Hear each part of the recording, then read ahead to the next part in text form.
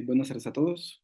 Soy el profesor Jesús y el día de hoy vamos a platicar de manera muy breve sobre la noción del desarrollo del currículum según varios actores. Para esto, me gustaría hacer un pequeño resumen para iniciar. ¿Qué es o qué participa en el desarrollo de la noción del currículum? Primero tenemos tres partes importantes: las dimensiones del currículum propiamente, las fuentes de este y los sujetos sociales que participan en este currículum. ¿A qué nos referimos cuando hablamos de dimensiones? Al tipo de currículum: el currículum formal, el currículum real o vivido y el currículum oculto. Sabemos que el currículum formal es nada más y nada menos que el plan de estudios. El real o vivido es la puesta en práctica de este plan de estudios o la puesta en práctica del currículum formal, y el currículum oculto son todas aquellas enseñanzas o aprendizajes encubiertos, ¿no? Y de este currículum oculto tenemos currículum oculto por falta de capacidad del docente, por ausencia de contenidos importantes dentro del currículum formal, etcétera, etcétera, ¿no? Las fuentes del currículum van a ser sociales, psicopedagógicas, epistemológicas y profesionales. Ujú. Dentro de las socioculturales, bueno, pues son esos requerimientos sociales y culturales que requiere este currículum para cumplir o para adaptarse a las necesidades de una sociedad. Las fuentes psicopedagógicas, pues es el concepto teórico, metodológico del proceso de enseñanza-aprendizaje, y la fuente epistemológica y profesional son aquellos conocimientos disciplinares y la formación para el campo laboral que, pues, echan mano, ¿no? O son el objetivo del currículum. Los sujetos sociales, ¿quiénes son esas personas que participan? Son tres actores importantes: el sujeto del desarrollo curricular, que son los profesores, nosotros, los estudiantes y las instancias directivas; el sujeto del proceso de estructuración del currículum, que es aquel equipo de diseño y reestructuración. Ujú. Hay planes de estudio que primero se tienen que evaluar al primer año de que se implementó. Después, a los 5 años de que se pone en marcha, o más bien de que egresa la primera generación de este currículum, para ver si se rediseña, se reestructura, etcétera.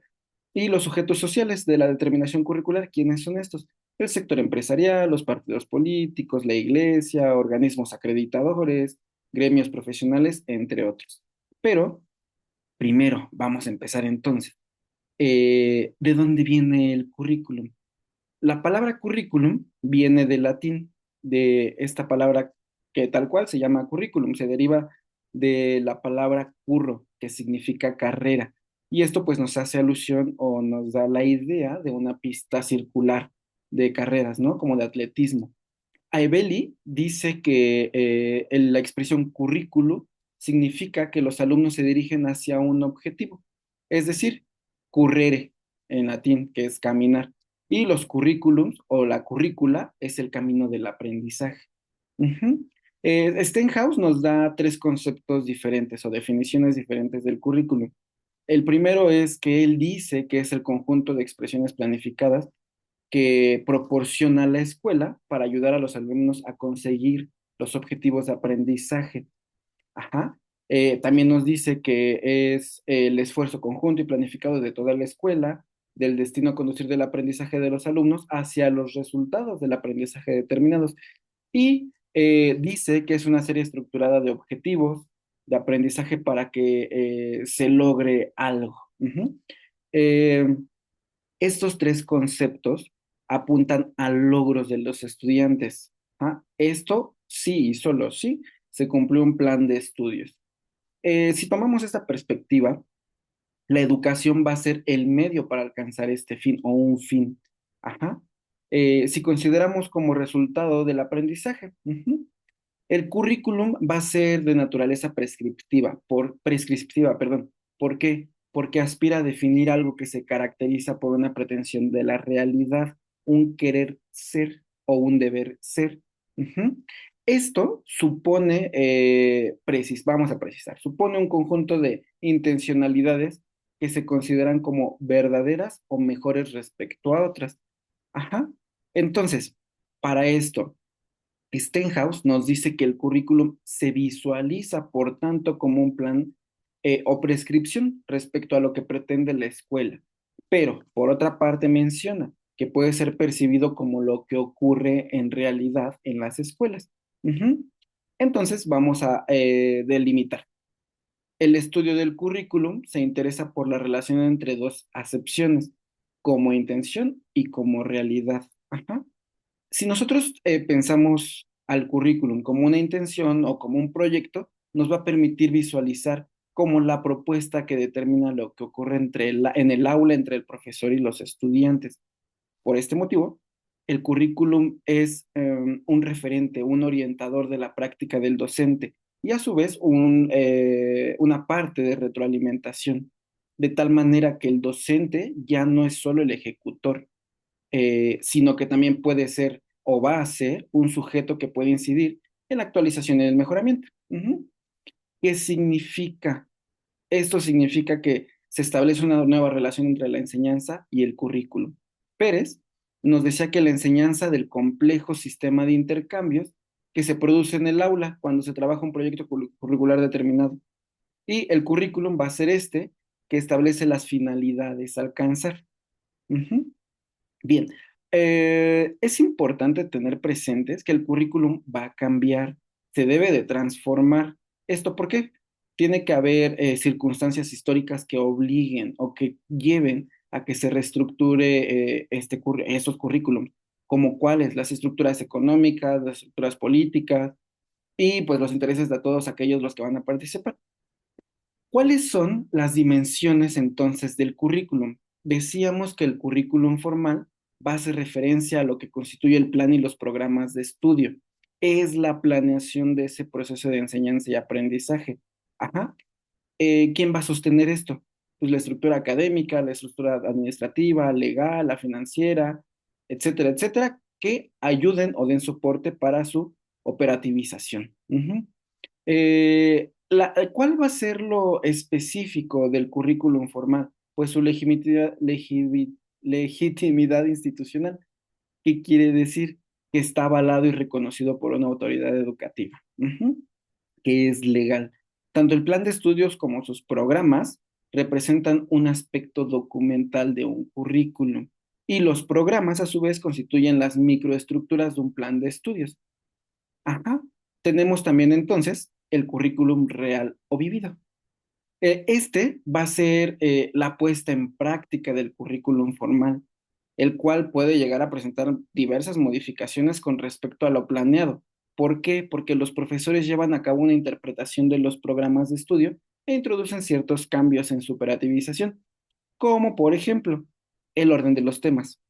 Podemos agregar ciertos contenidos, una por su actualidad o por que ya llegó algo nuevo, que está mejorando y que son mejores prácticas y que el currículum formal no lo contempló en su momento. O también se pueden omitir otras porque a lo mejor consideramos o considera el profesor que ya es obsoleto. El currículum real confluye y se estructura de manera más o menos equilibrada y conflictiva con varios factores, como puede ser cuál es el capital de los profesores y estudiantes, los requerimientos del currículum formal, los emergentes no previstos en situaciones colectivas del aula, factores socioculturales, económicos y políticos de instituciones educativas y de los espacios específicos donde se lleva a cabo dicha puesta en marcha del currículum formal. Y pues también tenemos al currículum oculto. Este se refiere a todos los elementos que influyen en la educación y no se explican.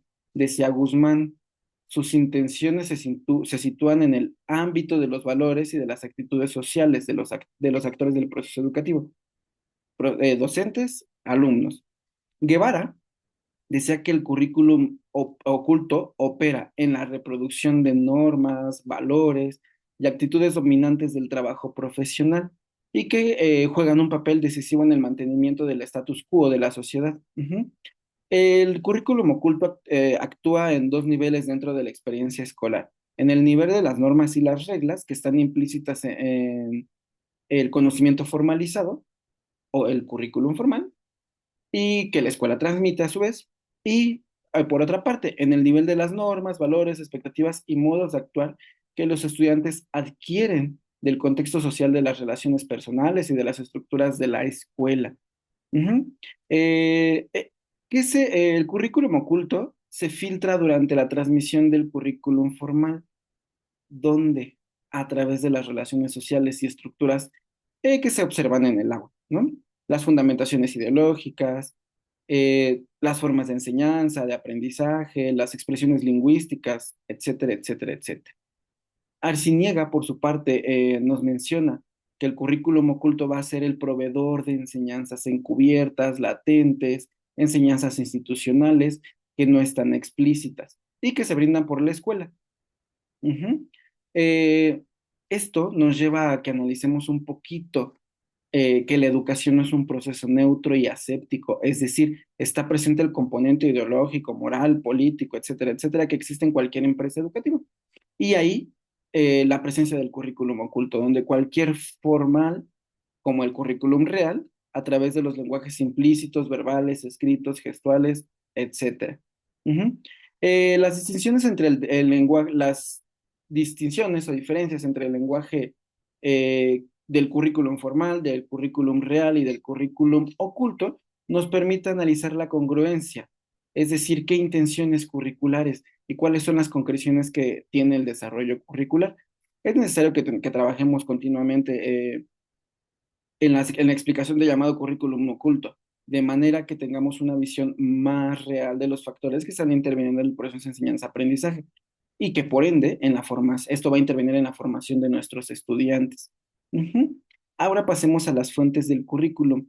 Quisiera reforzar que las fuentes del currículum van a ser el conjunto de fundamentos en relación a los requerimientos de la sociedad y de la cultura. Uno para seleccionar, otro para incorporar contenidos en los currículum que se consideren valiosos, necesarios eh, o suficientes para las nuevas generaciones. ¿Para qué nos sirven las fuentes del currículum? Bueno, pues estas fuentes nos van a servir para que los diseñadores curriculares, todo el equipo de académicos o expertos que diseñan currículums, articulen posiciones sobre tres aspectos que van a resultar ineludibles en la realidad educativa. Uno, la sociedad; dos, la cultura; y tres, la fuente sociocultural, la enseñanza y el aprendizaje, que va a ser la fuente psicopedagógica y el conocimiento. Ujú. Bien, entonces, ¿cuándo hablamos de una fuente sociocultural? Cuando analizamos los requerimientos sociales, culturales que el medio formula a la escuela, es decir, las demandas sociales y culturales realizadas a esta institución o a la escuela, que van a constituir, pues, conocimientos, habilidades, destrezas, valores, actitudes, etcétera.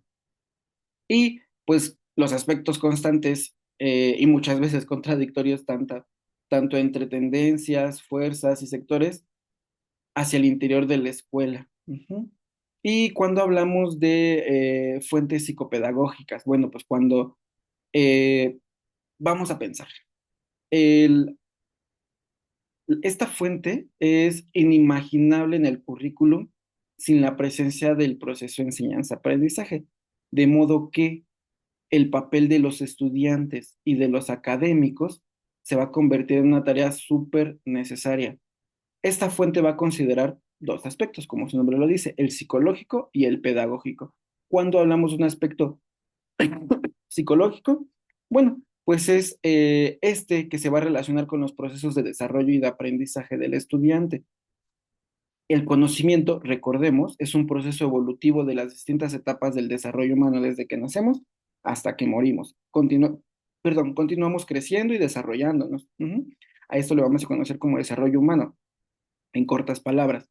Este va a ser una pieza fundamental para responder a preguntas claves sobre el aprendizaje de los estudiantes al momento de diseñar un currículum o de aplicar el currículum, que se puede entender de acuerdo a los procesos de desarrollo, cómo se aprende, cómo hacerlo y bueno, por su parte, el aspecto pedagógico nos va a decir esta integración de la conceptualización de la enseñanza a nivel teórico y de la investigación sobre esta. Nos va incluso a llevar a este conocimiento experimental, ¿sí? Del profesor. Este conocimiento que el profesor basa en su práctica docente durante el desarrollo o la aplicación de de este currículum o el currículum que esté aplicando. Ajá. Tenemos 8 aspectos principales para el desarrollo del currículum que están derivados del aspecto psicopedagógico. Son muy breves. El primero es que a partir del nivel de desarrollo del estudiante y de sus conocimientos previos, que se promueva la adquisición de conocimientos significativos, la selección y organización de los contenidos curriculares debe hacerse en base a la estructura lógica de disciplinas y estructuras psicológicas del estudiante. La motivación por parte de los estudiantes que va a favorecer el proceso de enseñanza-aprendizaje.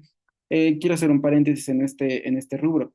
Si el estudiante no se siente motivado, difícilmente se va a lograr aplicar un currículum real de manera exitosa. El docente tendrá que echar mano de sus diferentes herramientas pedagógicas para que el estudiante logre motivarse y que con esto pues no nos liguemos a consecuencias, como la principal consecuencia es el abandono escolar o la deserción escolar, ¿no?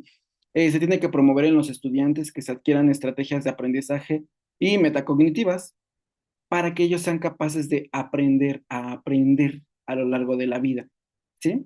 Y pues hay que propiciar la reflexión y evaluación de los aprendizajes. También debemos de fomentar los contenidos que vinculen a los estudiantes con el medio científico, cultural, social, laboral. No podemos pretender hacer un currículum o que esa estructura psicopedagógica se aplique o sea parte de sin pensar en que el estudiante tiene que ejercer, tiene que aplicar lo aprendido para su vida diaria, en los aspectos ya mencionados, ¿no?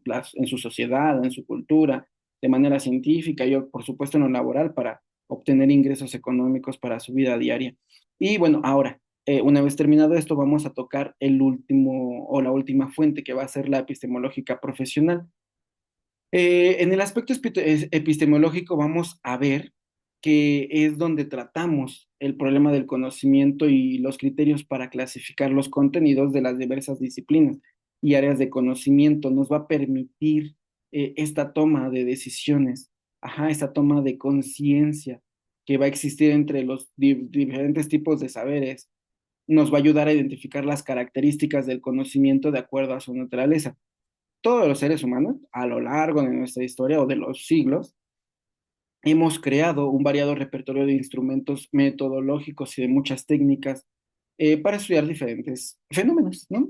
Para darles un significado y para producir conocimiento derivado de qué tipo de conocimiento. Volvemos a lo mismo, científico, artístico, técnico, etcétera, etcétera, etcétera. Ujú. El currículum como una selección de cultura va a responder a una sociedad y a una visión de la misma.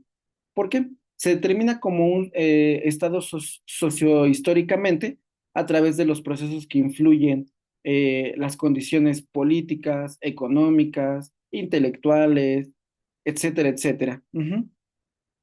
Y bueno, ¿por qué vamos a considerarlo como aspecto profesional? Bueno, el aspecto profesional va a tener como propósito principal abordar la selección y organización de contenidos curriculares. Esto para que se aboque a la dimensión laboral. Ujú. El estudiante se piensa que se forma y se capacita para invertir en determinadas áreas laborales, en las que va a trabajar eventualmente en diferentes sectores de la población, de tal manera que este aspecto debe incluir una variedad de herramientas técnicas, procedimentales, estratégicas, de intervención, fundamentadas de manera conceptual. Ujú. Debe de incluir modalidades de interacción con la teoría y la práctica, que a su vez le permita crear o usar teorías, métodos, procedimientos, etcétera, etcétera, que le permita poder resolver problemas concretos, sociales y humanos dentro de su área de adscripción. Debe de contener una cierta concepción filosófica de la profesión. ¿Qué quiere decir esto? Que debe de poseer un conjunto de ideas sobre el ser humano, la sociedad y su profesión. ¿Para qué? Pues para que le ayude a desarrollar una visión más integral del qué hacer, de lo que está aprendiendo a hacer. Y pues la posibilidad de innovar, criticar, reafirmar tanto los conocimientos de su profesión como los conocimientos científicos y tecnológicos. Ujú. Para esto, recaemos entonces en los sujetos sociales que participan en el currículo. Son diversos sujetos sociales, pero ¿qué entendemos por un sujeto social? Bueno, es aquel que tiene características para poseer conciencia histórica.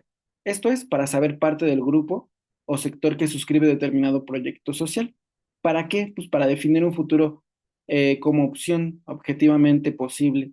Y tenemos tres sujetos sociales principales, o sí, principales. El sujeto del desarrollo de currículum, que es aquel que convierte en práctica cotidiana un currículum. ¿Quiénes van a ser? Los estudiantes y los profesores o los académicos. Vamos a tener también el sujeto del proceso de estructuración formal del currículum. ¿Quiénes son? Todos aquellos que se dedican de manera institucional a otorgar forma y estructura a un currículum, es decir, se refiere a aquellos que participan en los procesos de diseño, evaluación, reestructuración, etcétera, etcétera, ¿no? Que en mi caso, bueno, en mi área laboral, pues somos varios profesores expertos a los que se convocan para poder realizar este tipo de procedimientos, ¿no? De ser estos sujetos de proceso de estructuración. Y tenemos a los sujetos sociales de la determinación curricular. ¿Estos quiénes son? Bueno, pues son todos aquellos sujetos que están interesados en determinar los rasgos básicos y esenciales de un currículum en particular. En muchas ocasiones no tienen una presencia directa en el ámbito escolar. Por ejemplo, el Estado, el sector empresarial, los sectores populares, las iglesias, los partidos políticos, etcétera, etcétera, etcétera. Ujú. Es imprescindible que, a manera de conclusión, que los universitarios nos asumamos como sujetos de determinación curricular, para lo cual es necesario que expresemos de manera fundamentada nuestros puntos de vista acerca de la orientación que deben seguir las currículas, y no solo se asuma de manera acrítica las pautas dominantes que se encuentran en este contexto. Se espera que los egresados de una currícula o de aquellos que ya estudiaron un currículum eh, posean una sólida formación científica, humanística, ética, tecnológica, y que esto les permita establecer una comunicación entre dicha formación y las necesidades laborales y sociales de nuestra sociedad. Ajá. Con esto, bueno, vamos a concluir la parte de hablar del currículum, sin antes, no sin antes mencionar que la información anterior, bueno, fue derivada del conocimiento propio de yo como docente. Sin embargo, bueno, pues me apoyé de varios autores, ¿no? Porque eso pues no lo inventé yo, ¿no? De Panza, con las notas sobre los planes de estudios y relaciones disciplinares del currículum, de Bellido, los docentes en el diseño de su expresión curricular, y pues Furlan, ¿no? En el 2012, con las circunstancias actuales de los estudios curriculares en México. Bueno, pues esperando que se haya sido claro, o lo más claro posible y resumido posible, concluimos con esto. Muchas gracias.